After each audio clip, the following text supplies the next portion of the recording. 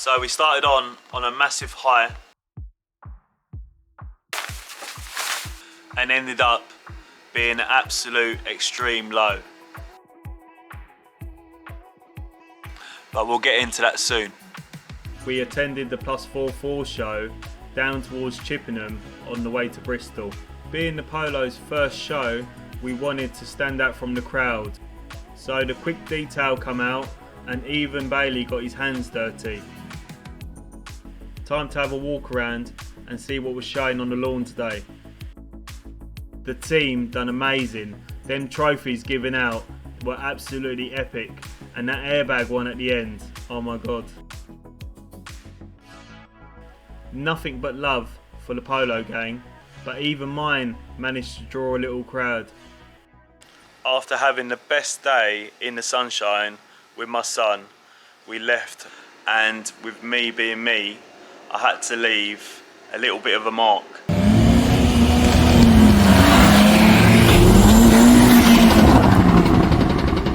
So feeling just a little bit embarrassed, we carried on, making a horrendous noise going down the country lane. So not being able to go much further, we pulled over at the side of the road and called the AA. But that's where the nightmare started. So we left the PlusFourFour Show probably about 4 hours ago, and we made it about 300 yards down the road. So me being me, showing off, I gave it full send and absolutely ruined the prop shaft. I think we snapped one bolt and lost two. I had to walk down the road and managed to find one, hoping the AA will sort me out, but me being me, absolutely destroyed it, and now we're stuck at the side of the road, not too far from the show, and ETA has moved from 8:30 that night to now 10 o'clock. And as you can see, I've ruined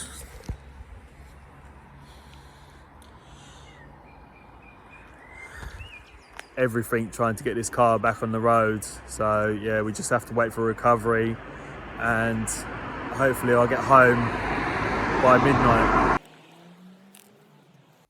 I just thought I'd check in again. We're still here. It's about 11:45. We just received some information that they've changed the recovery service, and they're only taking us probably a quarter of the way to a service, and then we've got to wait for someone else.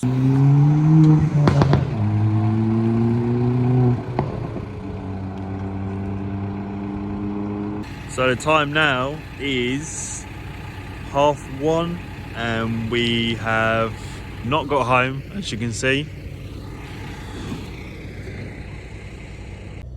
Good morning and welcome to day 2 of living and sleeping in a track car. Firstly, we got dumped here thinking we'll carry on our journey on another recovery truck, being told then there'll be no recovery truck till 11 the next morning, and then we could take a taxi, but I didn't want to leave the car here for 48 hours because I knew it wouldn't be here when I woke up. So we decided to sleep in it. We're in some lorry car park in Reading Services, and it was freezing last night, and I was too scared to start the car because it was so noisy. I didn't want to piss off all the lorry drivers around us. Yeah, so hopefully the AA turns up. What's the time now? 5:30? Yeah, we'll see. So yeah, I'll check back with you soon. Peace. Say hello. Hello. So yeah, we all got woken up this morning, knock on the window by the AA man, and good news, we're actually heading home. I think it's been about 14 hours since we broke down, but the plan is to try and get this prop shaft sorted and go over the whole car and do a full nut and bolt check and thread lock the hell out of everything on it.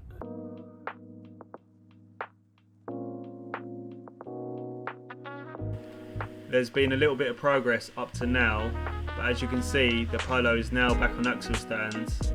Also, we got a little bit involved. There's no turbo. I'll take you in the garage and show you why. So, prop shaft first. So we destroyed the rear donut bush thing, and then also we destroyed the centre bearing. But this one was a bit of an issue because we can't buy OEM parts anymore for this. So because these brackets are sort of custom made to fit the bush or the bearing, we had to sort of tack weld them back on. So that was a pain in the arse. So hopefully it all lines up. And also we had the prop shaft rebalanced. We had this wheel powder coated because we absolutely destroyed it leaving the house against the curb. But soon to come are a set of new wheels for the Polo, so they'll be going on soon. So as you can see, subframe and everything's been taken off, so that's all got to go back on. And we have a fresh powder coated cam cover to go back on because previously the injector leaked and destroyed the coating on the cam cover. The exhaust, look at them pie cuts. This is my KO4 turbo, so we removed the actuator in situ, so we replaced it with a forged actuator to sort of max out this turbo and this setup. The inserts of the turbo started spinning and caused loads of problems, so we had to cut the inserts off and replace the inserts with new ones. These are an absolute nightmare. We needed to get these bolts. So these are original Audi VW manifold to turbo bolts. The cheapest I could find was £60 a bolt. So I spoke to my mate Ed and he said about using high tensile Allen key bolts, and I think they were about £3 each. And also we're using Nordlock washers. But the only way we're gonna get this Polo back on the road is to crack on. And this turbo was a pain in the arse to get out of this little gap. It's got to go back in. Having such a big engine in such a small car, there wasn't much room to play with getting this turbo up there.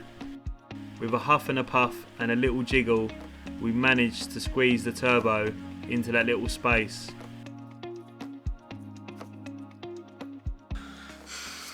The turbo mount bolts behind the rear diff that sort of like pull down on the mount for the turbo and try and squeeze it in. But it's in now, let's do it up. So with my whole body getting in the way, it was so hard to show you on camera. I had an absolute nightmare on this coolant feed line and this little tiny bolt that bolts to the turbo. But jiggling the turbo into the right position to do it up. Next up was one of the oil pipes to the turbo. New copper washers on the banjo, we were ready to go. It was so awkward and such a tight space trying to get that banjo in that hole. But we managed to squeeze our big hands down there and do it up. Checking with a mirror, it looks like it's seated properly. You don't want to get to the end and find out this thing's leaking. Right, new gasket. Slotting through that gasket are the 3 bolts that hold the turbo to the manifold. Putting one bolt in holds it, and then sort of get a screwdriver down there and try and wiggle the gasket to get the other 2 bolts in.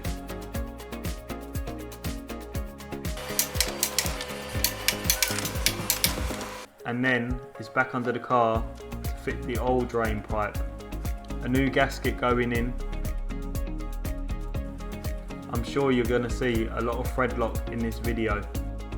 This pipe bolts to the sump with 2 little hex bolts.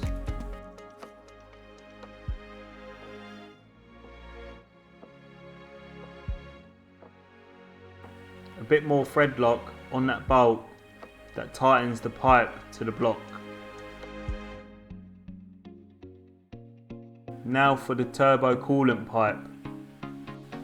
This was a little fiddly to get in there. Comes up and connects to the coolant connection. Once the other end is fitted to the turbo, we can start doing up the bracket that holds this pipe to the block. Now all the pipes are in place, we can finally bolt the turbo to the mounting bracket. This sensor just pushes into the turbo and with an open-ended spanner you just give it a little nip up. And finally, the turbo is now in. We've got a few little things to do. The majority of it is in. We've got to do the downpipe for the exhaust, but the prop and the subframe has to go up first. So what we're going to do is get this cam cover back on. Let's go. So first of all, I went around the whole surface with a razor blade, pulling up any bits of sealant that was left behind, and with a little pick pulling out all the big bits of sealant that have fallen into the engine. With a bit of sandpaper I went over the whole surface and gave the whole area a nice clean. A bit of gasket sealant on the corner of the rubber gasket gives it a nice seat, not forgetting the gasket that goes around the spark plugs. So we lifted the cam cover up, trying not to disturb any of the sealant and the gasket, and tapped it into place. Making sure you put your oil cap on so you don't drop them little 10 mils into the engine. Now that's looking fresh. So next up, spark plugs. So being only a 4-cylinder engine, you guessed it, there's only 4 spark plugs. Fishing them out with a set of long nose pliers. To be honest, we forgot to check the gaps before we threw the plugs in, but make sure you always check the gaps of the spark plugs and never assume they've been done. Next up are the coil packs. These just push down until they're seated into the cam cover. These breather pipes are the most talked about thing on this engine. People saying, why do you need so many breather pipes? And even though they're awkward, I quite like the look of them. Next in is the intake pipe. This needed a little bit of force to wiggle the end back on the turbo, and then after tightening up the Jubilee clip, we're done. So under the bonnet is slowly getting there, bit by bit.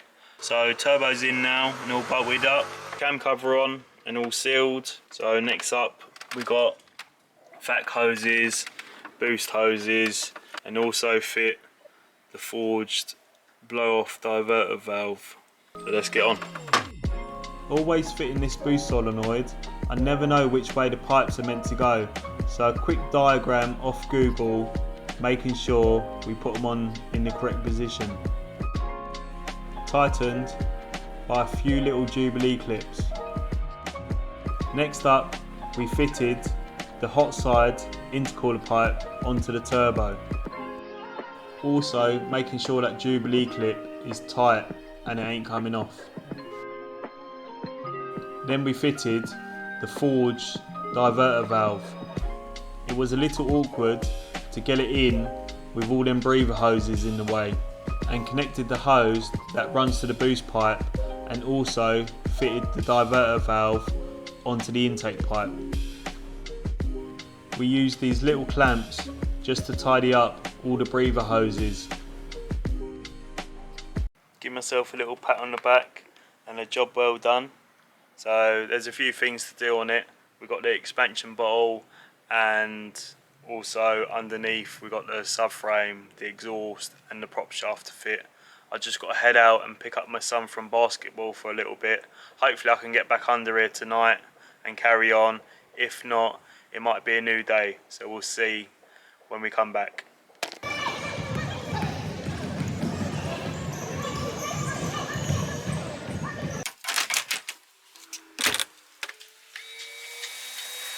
Yesterday was an absolute nightmare, so we thought, yeah, we'll get home from basketball and fit this prop up and sort of finish the day off. I went to go and fit the prop, using all my strength to get that prop up into that car, got it in, got some bolts in, and then realised this. I forgot I snapped the bolt. So then we had to remove the prop once again to try and get that bolt out. We tried everything. We tried to drill it out, and then the drill bit snapped. We tried an easy out and that went wrong, and then we resorted to using a hammer, but I don't think they're meant to be hammered off. Then I had enough. It was getting late in the day and I was getting tired and aggy, so I just lobbed my tools in the garage and stormed off inside. And today is a new day. New me, showered, fresh and ready to go today. Shame about this rain. I can't believe it's raining today. So I'll see you back at the house very soon. Me. So we managed to get a silver line gear puller set, 3-piece thing, and it's guaranteed forever, so hopefully it doesn't break.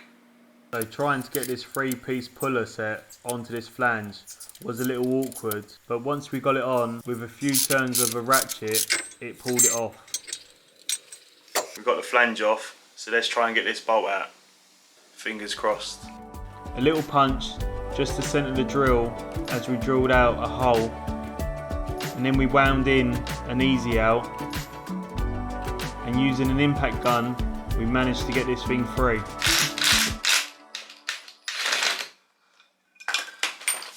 We've only gone and bloody did it, didn't we?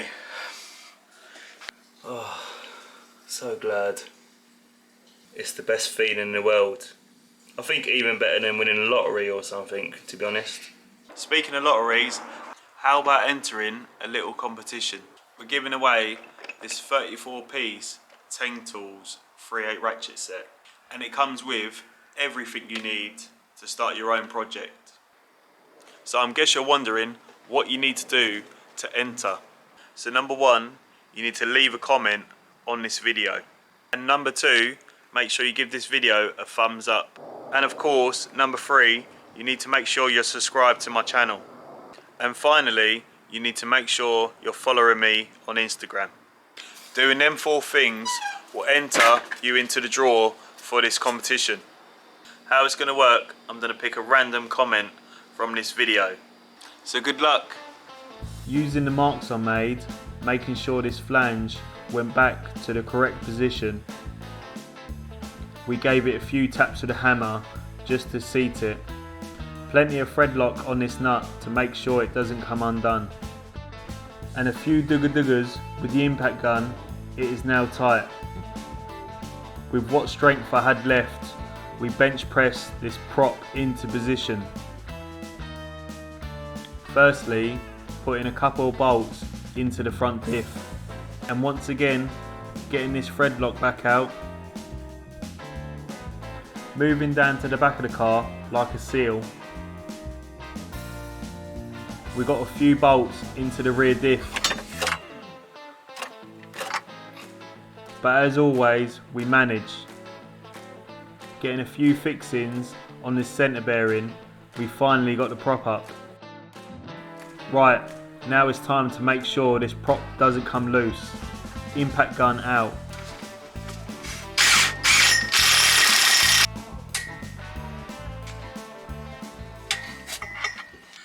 It's back in. Now onto the drive shaft. First of all, we feeded one end of the drive shaft into the hub and secured it with the hub nut. You've guessed it, more thread lock. So there's 6 bolts holding this CV joint to the diff. One by one, we tightened these up, making sure they will never come in loose. And not forgetting to do up the hub nut. Right, time to get this subframe back in this car. But how could I pull it in looking this dirty? And a quick detail and a little scrub and it looked as good as new. Rolling this subframe into place using this pallet has been a lifesaver. So firstly, we put in one side of this lower arm just to take the weight, and also the same on the other side. Putting a few bolts in loosely so it doesn't fall off. Next we get a jack just to lift the subframe up into place. You drop the bolt So now the subframe is up into a rough position. The next thing to do is steering rack bolts. So screw in all 4 by hand and then go round and tighten them up. Last thing to do is get the subframe bolts in. Make sure you don't cross thread them. And then we went over the whole subframe to make sure all the bolts we put in were tight. And giving them hub nuts a final tightening with a torque wrench. Look, I'm gonna say it, I probably regret it, but everything is actually going alright today. Next up, exhaust. Just don't judge me on this bit. Somehow it came out of this hole. I'm sure it's just gonna slide straight back in. First thing to do is fit a new gasket. So sliding this thing onto the studs of the turbo. Never looked like it was going in this hole, and I was getting worried that I needed to take that drive shaft back off. It actually surprised me. With a few twists and turns, we managed to get it up there and located onto the turbo. So now it's in position on that turbo, it's time to do it up. As the Polo was sitting so high off the ground, I needed a little step to reach the 2 nuts on the top of the engine. And lastly, crawling underneath to do the final one up. Now the downpipe was in, next up was to fit the whole exhaust system. It was a bit awkward trying to get the exhaust through, so I gave up and lifted it over. And then once round the back, we wheeled it under. First up is fitting this little V-clamp onto the downpipe and then lifting the exhaust in place. Now to the rear. If you think lifting up this exhaust looks heavy, you'll be right. And trying to get these mounts on this exhaust was a bit awkward, with one hand holding the exhaust and one hand trying to do up this little bolt. God, at least my arm got good workout. So back under the engine, it was time to fit the lower gearbox mount.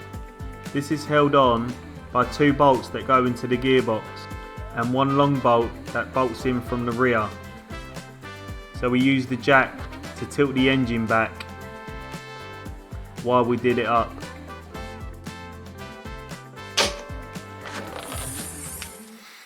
So up next, we'll fit the expansion bottle. So this is it. So this is a Racing Division Alley expansion bottle. So I think there's not many left. I don't think they sell these anymore. So when it's come up, I had to get it. And it's been painted by a friend in a nice gloss black. So let's get it fitted. Trying my best not to scratch this glossy paintwork. Firstly, fitting the overflow pipe to the top with a little Jubilee clip. And also fitting the bottom hose to the bottle. And 2 little 10mm on the bracket holds this coolant bottle in place. Not forgetting to fit the connector. It come with a different multi-plug or a different connector to the OEM one. So what we need to do, I'm going to wait until I fill it up first so I know which wire goes where. So if I had to guess, blues to red, browns to black. But I just want to make sure when I fill it up to see if it shows up with the warning on the dash first before I start soldering stuff. So here it is, shiny shiny and looking stunning. Make sure the bonnet closes. It's looking a little bit tight. It still shuts. All we've got left to do is put some oil in it and then a bit of coolant and then bleed the system, make sure we ain't got any leaks, and then fit the scuttle panel trims and the wiper blades, and basically just put some wheels in it. Let's go. Sorry, I should be a bit more enthusiastic. I'm just absolutely knackered, but let's get on with this. So now we've got to do a little service. We're not replacing the oil filter this time because the oil filter's done no miles. But yeah, the oil filter on this one is a 3318 Bosch one. This is not the one for the engine, but with this one it's probably a 3/4 of the size, so it's perfect for this engine, especially with the room we got underneath.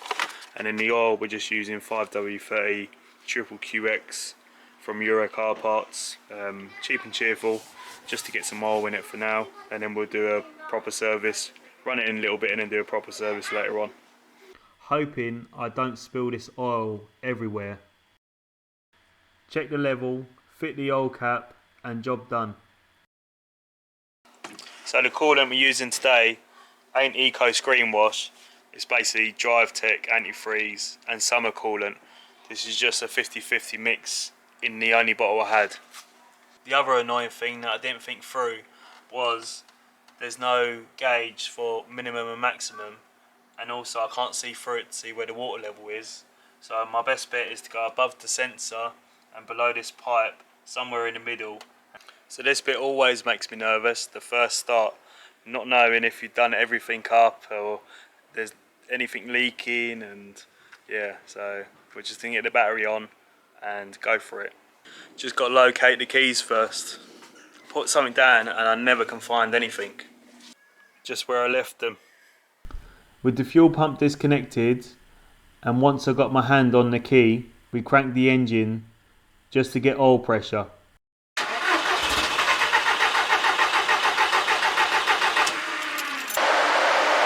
I think the fans are running because the level sensor is disconnected. Just want to have a quick look round, make sure we got no leaks anywhere before we start. But it's looking alright. Time to fire this thing up.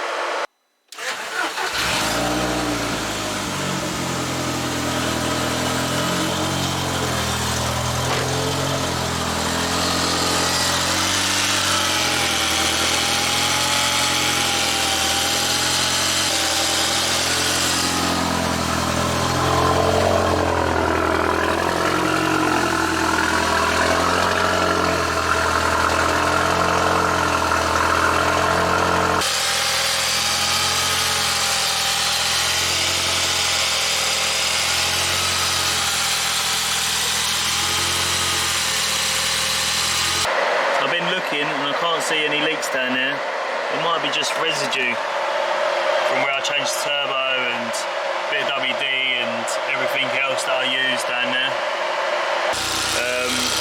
So yeah, we just leave running and see how we get on. And then off camera, I sort of stripped the wires on the expansion level sensor and just plugged them in, well, pushed them into the terminal for now. Just get that fan to stop running and to give us a level sensor. So I'll wire them up properly later. Let's give it a few revs.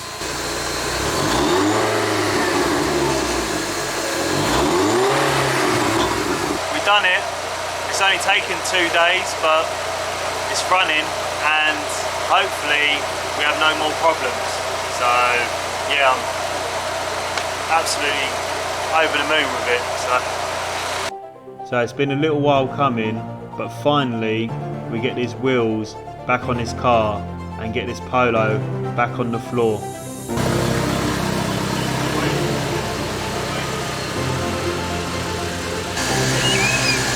You ready? Yeah! So we're finally finished, and what a better way to finish the day after 2 mad pain in the arse days is take your daughter out for her first spin in the car. You ready, Harper? Yeah! Let's go.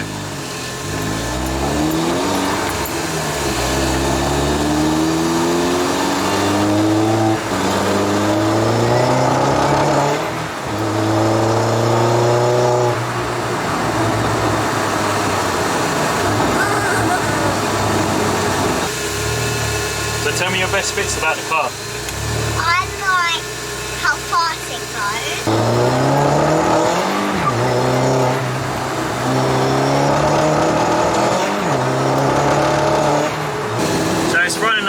There's a few little things that we still need to sort out. It's still got to be mapped for Chris and I just really want to go over it again just to make sure everything's alright. But I think I'm happy for now. It's back on the road and it's rolling and it's running. So yeah, you happy? Yeah. Subscribe and give us a thumbs up.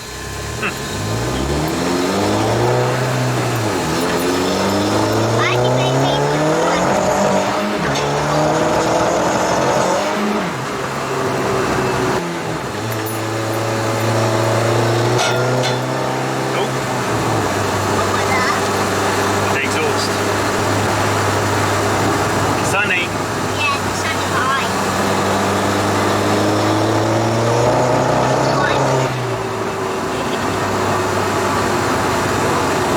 Say bye, Harper. Bye. And thank you for watching. This is probably going to be a long video anyway, but I hope you enjoyed it, and I'll see you on the next one. Say laters. Laters. Laters. Good luck on the competition. Good luck.